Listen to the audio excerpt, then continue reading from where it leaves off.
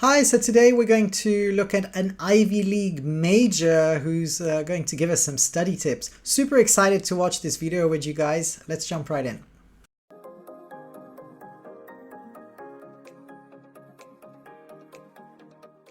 Imagine waking up tomorrow and noticing something is different.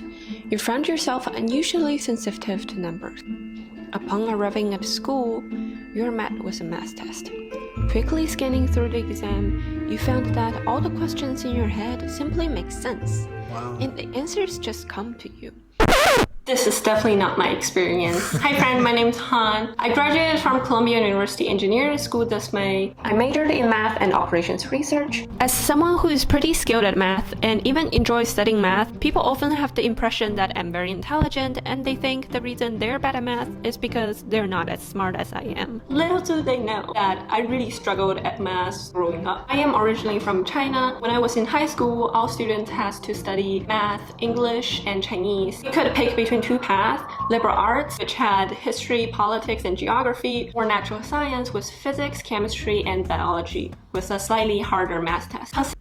Just want to pause here and remind everybody that countries like China, Korea, Japan, Hong Kong are very, very strong in terms of mathematics. And so, kids in those countries are usually pushed really hard. So I've seen some 12-year-olds in who do math in China who are as good as 16-year-olds in other countries. So she probably had a solid background to start with. Considering the fact that I studied math and engineering in college, lots of people assumed that I must have chosen the natural science track. Surprisingly, I did not. I chose the liberal arts track because I was really bad at math and science. They just seemed so hard to me. I couldn't understand what the teacher was talking about in the lecture. I didn't know how to do my homework. I still remember my first high school math test. I had no clue what's going on, and I told myself, maybe it's just because the content is really hard. Maybe if I don't get it, no one else will get it either. But I was so wrong. I got a 49, and I still remember the average was 78. And the highest was 96. By US standards, I was definitely getting C's and B's in my math classes. And I thought maybe just because other people are smarter than me, and I'm just bad at math. I got stuck in this cycle of I hate math, so I avoided studying it, and then I got really bad scores, and I hate math even more. And then just felt so defeated. That's a really common cycle. We see that a lot. A student feels like they're getting bad grades, and then the scores are getting worse, and then the confidence gets knocked down a little bit, and then they feel like they're bad at a topic. You've even got kids who draw the math monster when they think about mathematics, and it's just this cycle that can be really soul crushing. And it's really important to go back to a place where we feel good and we're confident about the topic. I'm really intrigued as to how she turned that around. And just plain stupid. If you're struggling with math right now, I totally get you. So in this video, I'm going to show you how I went from someone who hated math to becoming someone that's really good at math and even enjoying and loving math. Super. That's what I did when I was in high school if I saw a very hard problem. I would look at a math problem and have no idea how to approach it. So I'd take out my notes and textbooks and try to figure it out. After a while, I would have some idea and write down the first step. However, as soon as I move on to the next step, I'd get stuck once again. Finally, after 30 minutes, I would manage to complete the question only to check the answer and find out it was still wrong. So I'd jot down the correct answer and just move on. There's no way it's going to be enjoyable for you if you keep running into problems and getting stuck every single step. This experience will only leave you frustrated and feeling defeated. Here is the system that I use in college, and it actually works. When I encounter a question, I don't start writing immediately. Instead, I take a moment to mentally walk through how I'm going to solve it. If I realize I don't know how to solve it or foresee myself getting stuck, I just give up. Yes, you heard me right, just gave up. Instead, I look at the answer. I take the time to thoroughly understand the answer key and its approach at each step. Once I've grasped the answer key, I set the answer key aside and try to solve the question on my own. Now, I know precisely what the question is asking about. Write down each step. This time, don't give up too easily and make a genuine effort to apply what I've just learned from the answer. Once I've completed the solution, I compare it to the answer key once again. If I realize I've done it incorrectly or I'm stuck at a point I cannot quite recall, I just repeat the process, understand the answer key, answer the question again independently until I get it right. So there's a few points to unpack here. The first thing is, when you get really stuck, the fact that your mind is pinging, and I don't think that she's illustrating that enough, the fact that your mind is thinking deeply about a problem means that you're going to look for pathways. And, a lot of discoveries in mathematics are made by people struggling with a problem. So I would actually say that giving up, like she said she did, is probably not a good idea. So I would disagree slightly and think that you need to struggle a little bit so that you can access the resources in your mind before you look at the answer key. And that you really give it your best shot and use every resource that you have until you resort to going to the answer key. Now, the second point that she makes is that she troubleshoots it, and then she looks at the answer key to get the points and to know exactly where she needs to go.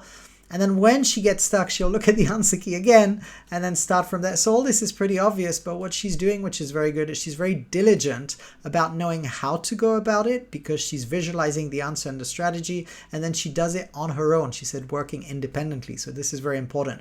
I see a lot of students who look at the answer key and then they're just like, oh, I get it. And they don't do it. So they don't do the problem. They just move on.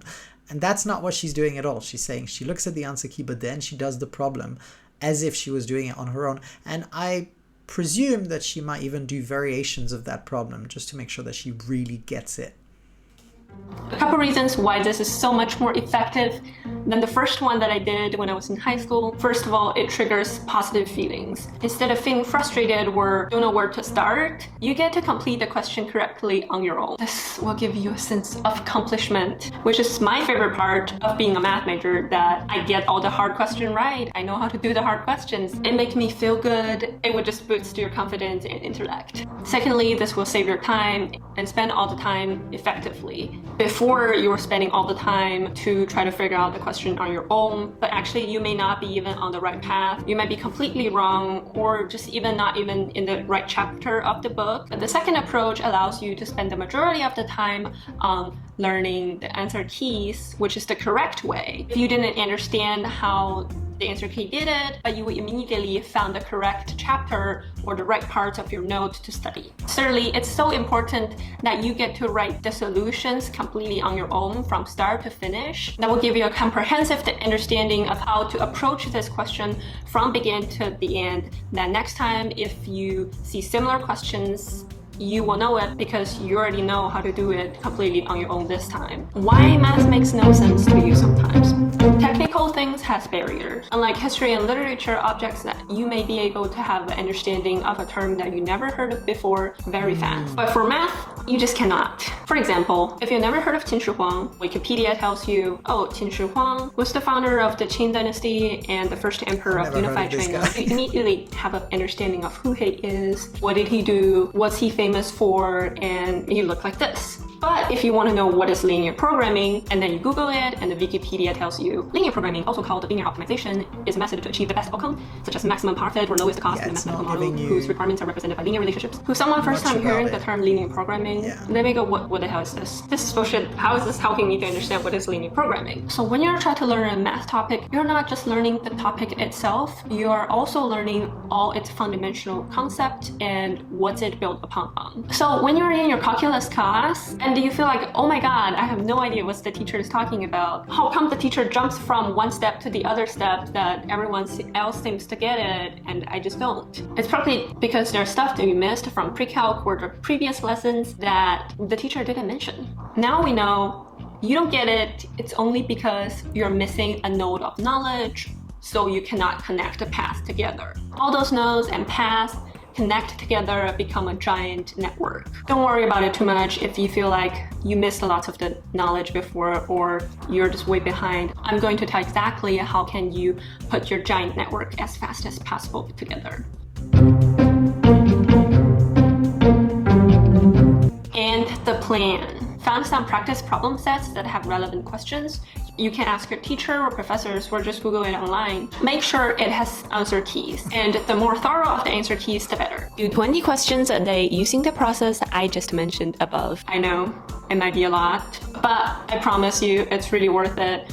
Working through practice questions, you're zooming in on what truly matters or what you're unsure about. Instead of reviewing a whole old book or your notes from last semester, when you found a step you're not getting, that's a clue about what you're missing. You're learning as you go and you're putting it into practice straight up. You will see the stuff that really matters more often, and the stuff that doesn't matter might not even show up.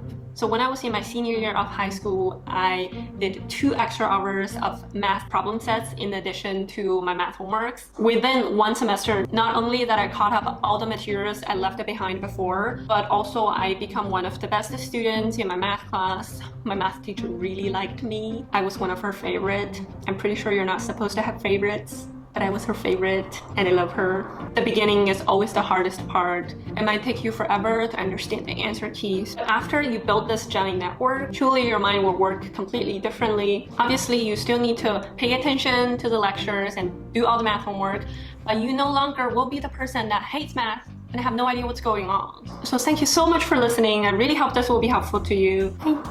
So something else that she mentions here is she did an extra 2 hours on top of the homework that she had to make sure that she really understood it, and she went from being kind of slightly average to one of the best students in her classroom. So the moral of the story here is what? The moral of the story in her experience is not to struggle with problems too much and just go through the solutions, but make sure that you do the solutions yourself and independently. I like to struggle with problems a little bit, so we differ a little bit here, but I can totally understand how her vision works.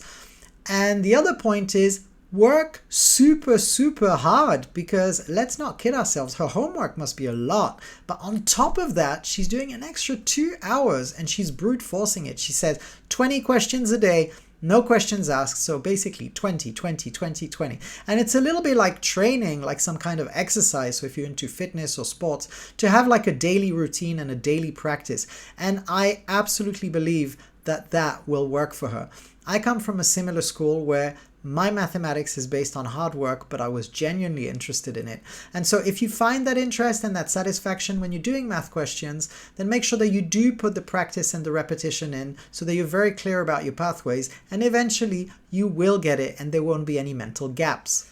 I hope you enjoyed watching how this Ivy League graduate is making mathematics easier for herself and doing so well. Make sure to check out the rest of the videos on our channel. Thank you so much for watching, and we'll see you on the next one. Bye-bye.